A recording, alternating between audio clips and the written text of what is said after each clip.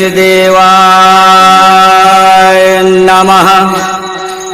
ओम श्री गणेश देवाय नमः।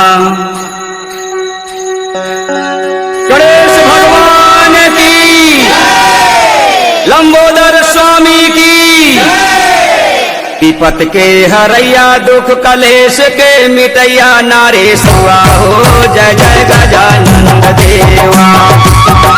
हो जय जय गजानन देवा। विपत के हरैया दुख कलेश के मिटैया नारेश्वरा हो जय जय गजानन देवा।